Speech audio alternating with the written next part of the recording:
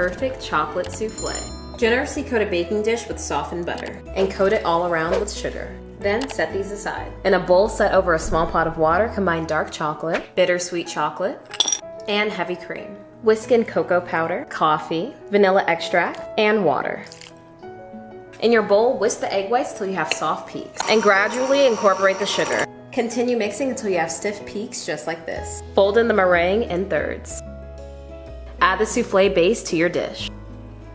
Bake this at 400 for 12 to 14 minutes. I like to serve the souffle with a creme anglaise, so I have some egg yolks, vanilla bean sugar. This is milk that I infuse with lavender. Cook this over low heat until it's thickened and coats the back of a spoon. Chill it completely over an ice bath.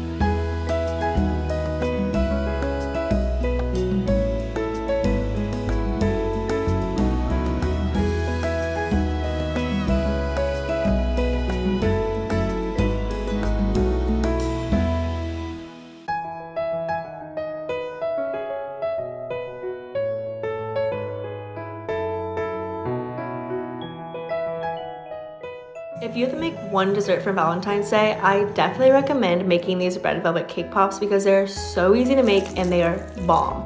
So all I do is I buy red velvet cake mix from the store. You can get it at any grocery store, I think. I don't want to make bold claims because I don't know. And then I literally just follow the box instructions. I'm not changing anything. I'm not making the rules. I'm literally following them. So then I just bake it once again according to the box. And then once I pull it out, I wait 10 minutes before I mash it up and then add it to a stand mixer with 8 ounces of cream cheese, and then I just mix it all together until it looks like this consistency right here.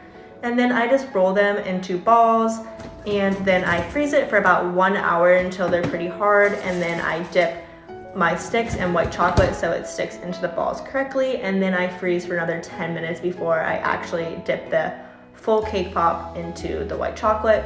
And I drizzle off as much excess white chocolate as possible because it really doesn't look good if you like keep it all there. And then I scrape it against the side of the bowl so it has a smooth look once you put it on the parchment paper. And then I put on sprinkles, and then I mix a little bit of the white chocolate with red food coloring to make pink, and I drizzled that on, and there you go, my friends. Enjoy and make this for your loved ones.